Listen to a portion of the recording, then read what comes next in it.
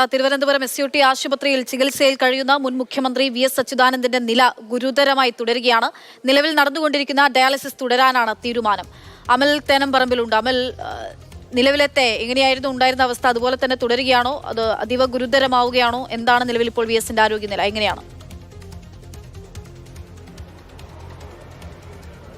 അക്ഷയ, ആശുപത്രിയിൽ പ്രവേശിപ്പിച്ചപ്പോൾ അതീവ ഗുരുതരാവസ്ഥ എന്നൊരു കാര്യമുണ്ടായിരുന്നു. അതിനുശേഷം പിന്നീട് ഇങ്ങോട്ടുള്ള ദിവസങ്ങളിൽ നില ഒരു മെച്ചപ്പെട്ട അവസ്ഥ എന്ന് പറയാൻ കഴിയില്ല എങ്കിൽ കൂടി ശ്വാസോച്ഛ്വാസത്തിന്റെ കാര്യവും ഹൃദയമിടിപ്പും ഒക്കെ സാധാരണ നിലയിലേക്ക് എന്നുള്ള തരത്തിലേക്ക് വന്നിരുന്നു. പക്ഷേ അങ്ങനെ ഒരു അവസ്ഥയല്ല ഇന്ന് എന്ന് പറയേണ്ടി വരും. ഇന്നലെ രാത്രി മുതൽ ഒരല്പം പ്രശ്നമുണ്ട്.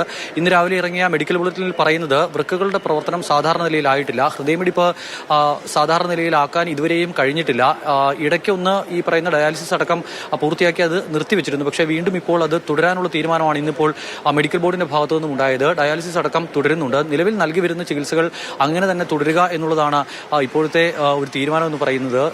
ഇപ്പോഴും വെന്റിലേറ്ററിന്റെ സപ്പോർട്ടോടു കൂടിയാണ് ജീവൻ നിലനിർത്തി VS മുന്നോട്ട് പോകുന്നത്. ഒരു തിരിച്ചുവരവിന്റെ സാഹചര്യമൊക്കെ ചർച്ച ചെയ്യാൻ ഇന്നിപ്പോൾ 2 മെഡിക്കൽ ബോർഡ് യോഗം ചേർന്നിരുന്നു. ഒന്ന്, തിരുവനന്തപുരം മെഡിക്കൽ കോളേജിൽ നിന്നുള്ള ഡോക്ടർമാരുടെ സംഘം ഇവിടേക്ക് എത്തി സാഹചര്യങ്ങൾ വിലയിരുത്തി, ആരോഗ്യസ്ഥിതി വിലയിരുത്തി അവർ മടങ്ങി. അതോടൊപ്പം തന്നെ SUT ആശുപത്രിയിലെ മെഡിക്കൽ ബോർഡ് VSനെ ആശുപത്രിയിൽ പ്രവേശിപ്പിച്ചപ്പോൾ രൂപീകരിച്ച മെഡിക്കൽ ബോർഡാണ്.